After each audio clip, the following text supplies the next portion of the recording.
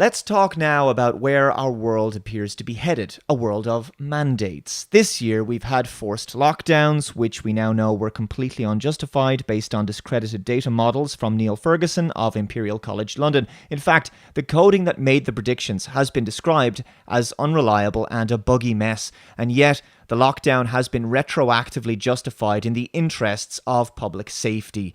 We've seen the forced closure of businesses, tens of millions of people worldwide made unemployed, masks now being made mandatory on public transport or for entry into shops in some countries, mandatory testing, and increasing suggestions that vaccination will also be mandatory. I've previously mentioned this article from themetro.co.uk. Matt Hancock hints coronavirus vaccine could be compulsory. The Health Secretary has said he hopes everyone in the country would be immunised against coronavirus if the UK develops a vaccine. Matt Hancock stopped short of confirming jab would be mandatory when asked at today's Downing Street press conference, but he didn't rule it out either. A working vaccination is yet to be developed anywhere in the world, but scientists at Oxford University and Imperial College London are locked in a race to make one. Yeah, I really trust that last company there. Speaking to reporters, the Health Secretary said, "The question of whether it's mandatory is not one that we've addressed yet. We are still some time off a vaccine being available. But I would hope, given the scale of this crisis and given the overwhelming need for us to get through this and to get the country back on its feet, the very positive impact that a vaccine would have, that everybody would have the vaccine." Yes, the idea of getting back to normal life will likely be sold to people with getting the vaccine, right? They'll associate those two things together. The controlled economic collapse that we're living through, which is being blamed on the virus, well, they'll claim that in order to return the economy and public life to normal, that the vaccine will be this wonderful cure-all. But of course, it's just snake oil. And just like how the media sneakily moved the goalposts from "we need to lock down till we flatten the curve," and then it was "we need to lock down till we get a vaccine," they'll likely just say that people who don't get the vaccine will simply lose more and more of whatever dwindling freedoms they have left at this point. National Coordinator of the UK's testing effort, Professor John Newton, said mandatory vaccinations are an option, but that hopefully it won't come to that, suggesting it could come to that. He added, the most successful vaccine programs tend to be via consent. So what really matters is clear explanation of the benefits and any risks associated with the vaccine, and a really good system to make the vaccine available to anybody who needs it. Although some countries have adopted mandatory programs, the most successful programs tend to be on the basis of consent, good information, and good delivery mechanisms. But clearly, mandation is there and can be used in some instances. In the United States, lawyer Alan Dershowitz has previously said the following. Let me put it very clearly. You have no constitutional right to endanger the public and spread a disease, even if you disagree. You have no right not to be vaccinated. You have no right not to wear a mask. You have no right to open up your business. Wait, can I stop you? No right not to be vaccinated? Meaning if they decide you have to be vaccinated, we have to be vaccinated?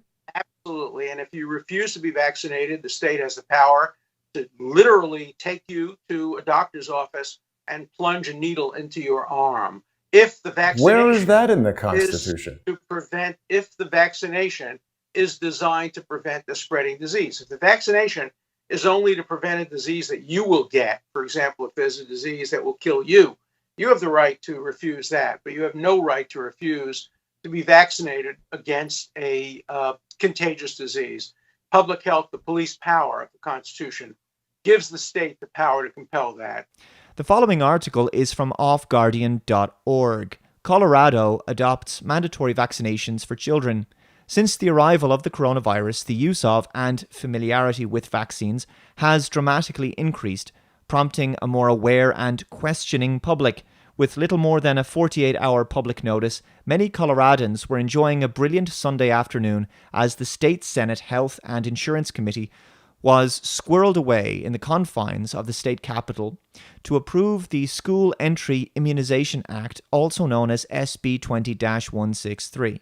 While a Sunday afternoon may not seem an appropriate time for a legislative body to accept witness testimony or to conduct its legislative business unless there is a clear intent to limit public participation, that kind of strategy has a way of boomeranging with the loss of public trust and confidence. Yet the Democrats had an intense legislative urge to codify SB 163 with as little public input as possible. The Dems control both houses of the General Assembly as well as the governor's mansion, thereby controlling the state's entire legislative agenda.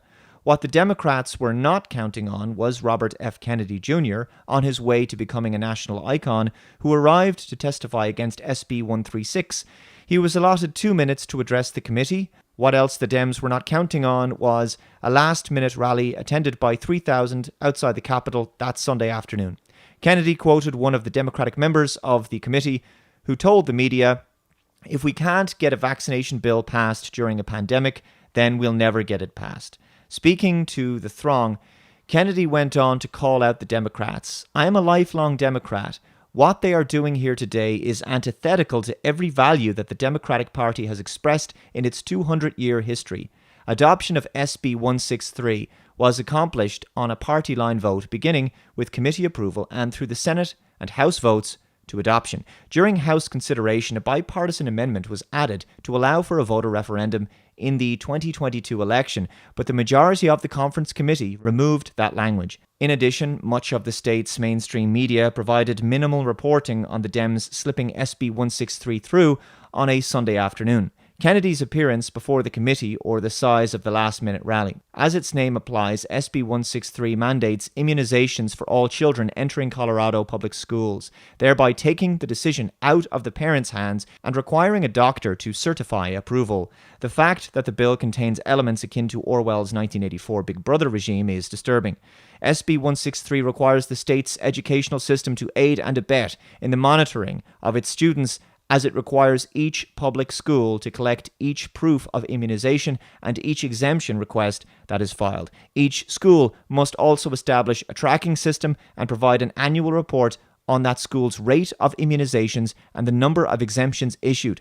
Such bureaucraties indicates, rather than a parental responsibility, each child's vaccination will be tracked by the school district throughout that child's history as a student.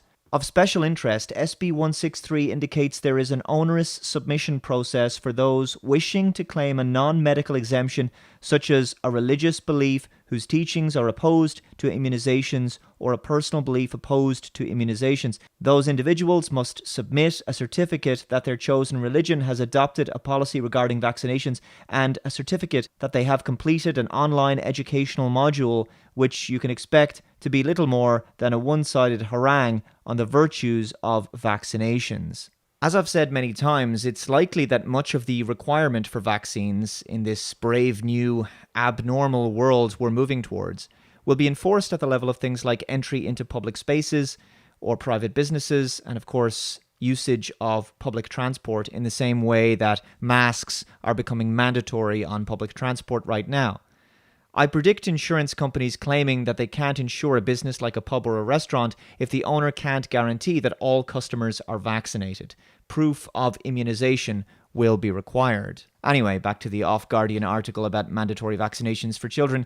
As adopted, SB 163 is compatible with another totalitarian-oriented legislation introduced by congressional Democrats as H.R. 6666. Oh boy, was that number really necessary? The TRACE Act, testing, reaching, and contacting everyone. The TRACE Act will establish a nationwide vaccine monitoring system with a force of vaccine tracking agents. Much of the American public remains unaware that frequently used synthetic materials such as mercury, aluminium, MSG, formaldehyde, polysorbate 80, and glyphosate are routinely inserted among other ingredients, which RFK Jr. identifies as neurotoxins, carcinogens, or related to autoimmune disease. Also, before anyone says it, for the 8 trillionth time, I am not anti-vax. I am pro-safe vaccines. And I'm definitely against the mandating of vaccines that are not required. I especially want to know what's in the vaccine. And I'm definitely against a vaccine that's been rushed to market without sufficient safety testing. I've also previously gone through the following BBC article. Will travel be safer by 2022? Travellers would present the customs officers with an entrance visa and vaccination record. That could be a paper card or a tiny tattoo on their arm, invisible to the naked eye, but readable by an infrared scanner. This technology already exists and has been tried on live animals and human cadaver skin, said researcher Anna Jaklenek at Massachusetts Institute of Technology. Their method uses microneedle patches that can deliver both the vaccine and a squirt of invisible ink under the person's skin, storing the vaccination record. You know, this reminds me of something I once heard Bill Gates say in an interview. Eventually, what we'll have to have is certificates of who's a recovered person, who's a vaccinated person, because you don't want people moving around the world. So eventually there will be sort of this digital immunity proof that will help facilitate the global reopening up. Wow. This is already starting to sound familiar, isn't it? Let's see where this BBC article goes to next. It says the macroneedles don't leave scars and are less invasive than the regular needles. It's like putting on a Band-Aid, Jaklenek said. That subdermal record is readable by a simple scanner, she added. It can even be done with a modified phone. Supported by the Bill and Melinda Gates Foundation, the technology was aimed to help in the developing world where paper or electronic records aren't always reliable. The goal is to try it on humans with a measles vaccine soon, but the tech may come handy for other proofs of immunizations, for example, at the immigration point. And there you have it, folks. What to me sounds like the mark of the beast. So what are your thoughts on this? As I've said before, vaccines will likely be made mandatory in the same way that masks are becoming mandatory for going on public transport, entering certain shops and businesses, etc. Look, I wish I was wrong about this stuff. I really want to be wrong about this stuff. But, I mean, the predictions that myself and others have been making over the past 3 months are starting to appear in mainstream news articles like the BBC. On the 26th of June, the New England Journal of Medicine published the following article, Ensuring Uptake of Vaccines Against SARS-CoV-2. As COVID-19 continues to exact a heavy toll, development of a vaccine appears the most promising means of restoring normalcy to civil life. What was it that Bill Gates once said? There's a lot of dialogue between our foundation experts and the government now, but what does opening up look like? Which activities have, like schools, have such benefit and can be done in a way that the risk of transmission is very low. Yeah. And which activities, like mass gatherings, may be, in a certain sense, more optional. And so until you're widely vaccinated, those may not come back at all. It is fair to say things won't go back to truly normal until we have a vaccine that we've gotten out to basically the entire world. And so, the best people at the foundation who are all about high volume vaccines, are working with many manufacturers, not only on the safety and efficacy, but getting that billions of dose capacity. And so, like China, there'll be a partial opening up, which some jobs will resume, school will resume, but we'll have to be very, very careful not to have the rebound until the vaccine comes. Perhaps no scientific breakthrough is more eagerly anticipated, but bringing a vaccine to market is only half the challenge. Also critical is ensuring a high enough vaccination rate to achieve herd immunity.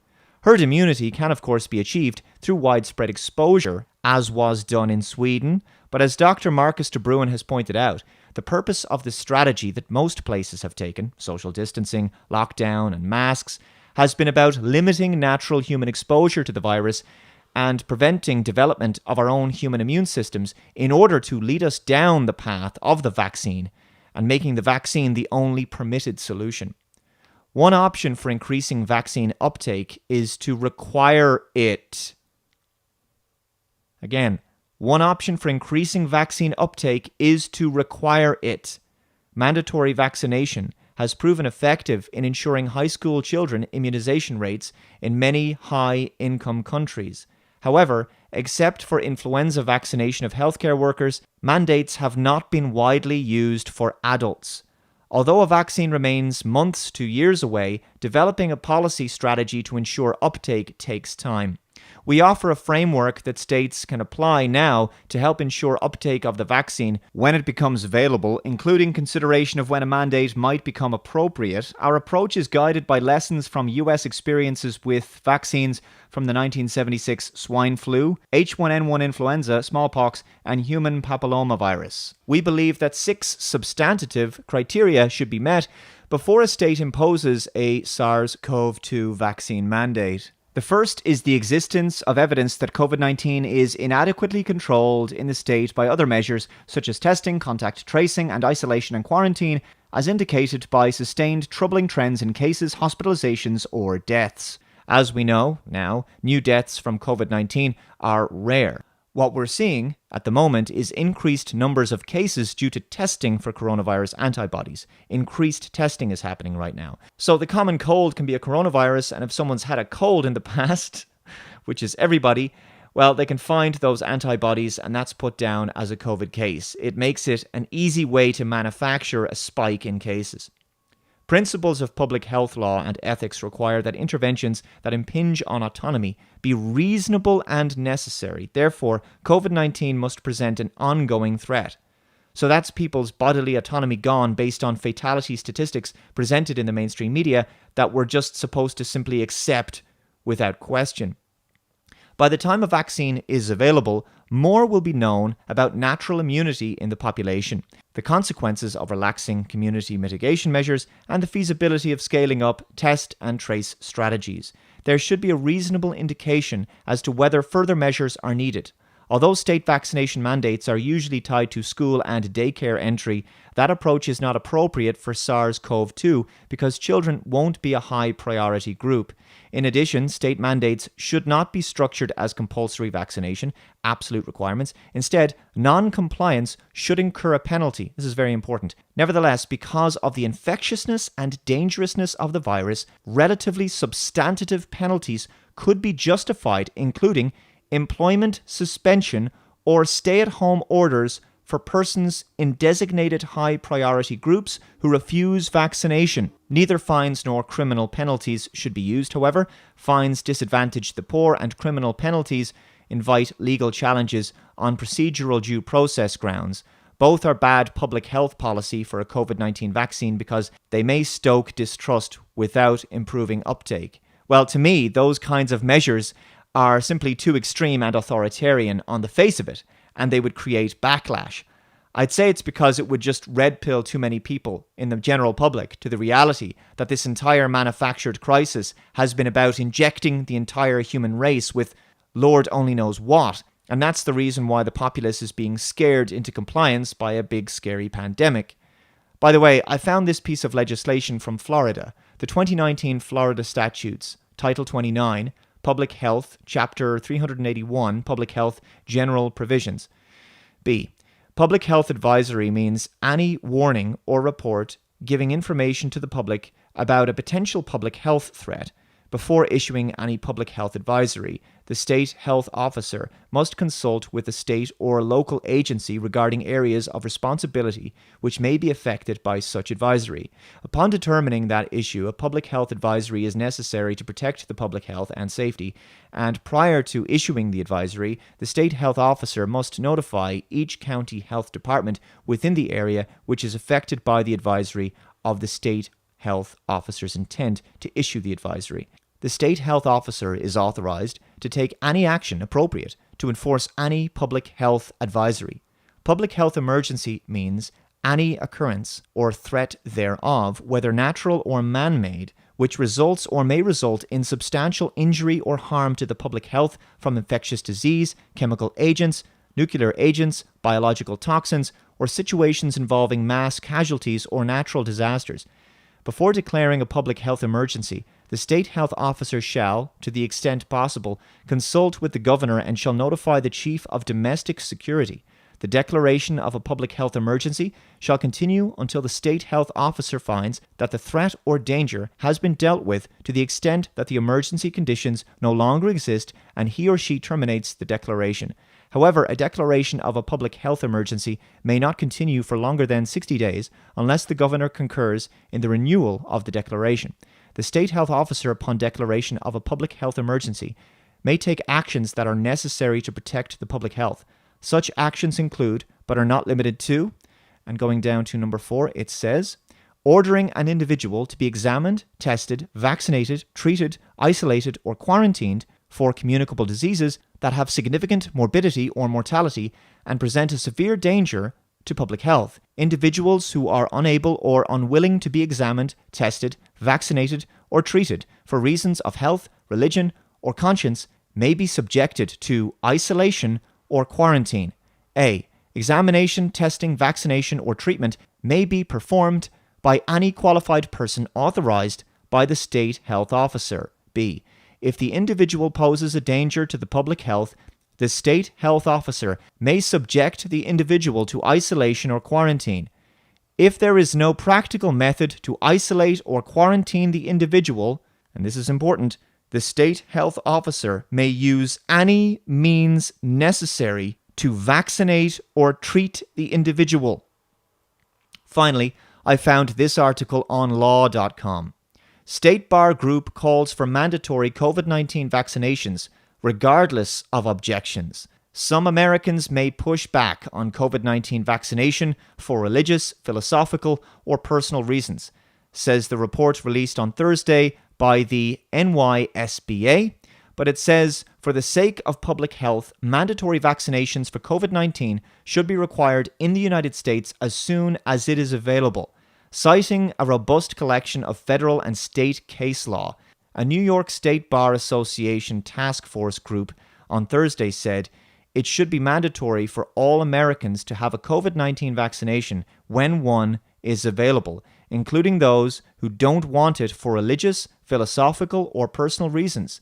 The one and only exception, says the Bar Association Group's report, which calls for legislation to be enacted, should be for people who shouldn't medically have the vaccination as directed by their doctors, making a legally backed argument on pages 60 to 63 of a newly released report on the unique legal and ethical issues brought forward by the global pandemic. The health law section of the Bar Association writes that some Americans may push back on the COVID-19 vaccination for religious, philosophical, or personal reasons, but for the sake of public health, mandatory vaccinations for COVID-19 should be required in the United States as soon as it is available. Mandatory vaccinations are supported by the authority of the state police power when the vaccinations are necessary to protect the health of the community, the group writes in the report. While citing the 1905 U.S. Supreme Court decision in Jacobson v. Massachusetts, pointing to several constitutional law-focused cases, including the Supreme Court's 1990 decision in Cruzan v. Director, Missouri Department of Health, the group also says constitutional challenges under the Religious Freedom Clause under the First Amendment and under the Substantive Due Process Clause of the 14th Amendment have failed when the individual interests are not strong enough to outweigh the public benefit. And this is ultimately the narrative that's been sold to the public throughout this crisis, that individual rights and freedoms are trumped by the majority in the interests of keeping everyone safe. One thing we can say with confidence is that all roads are leading us, whether we like it or not, to a not-so-distant future in which the vast majority of humanity will be expected to be vaccinated against this virus, and I would say potentially other viruses that the elites throw our way.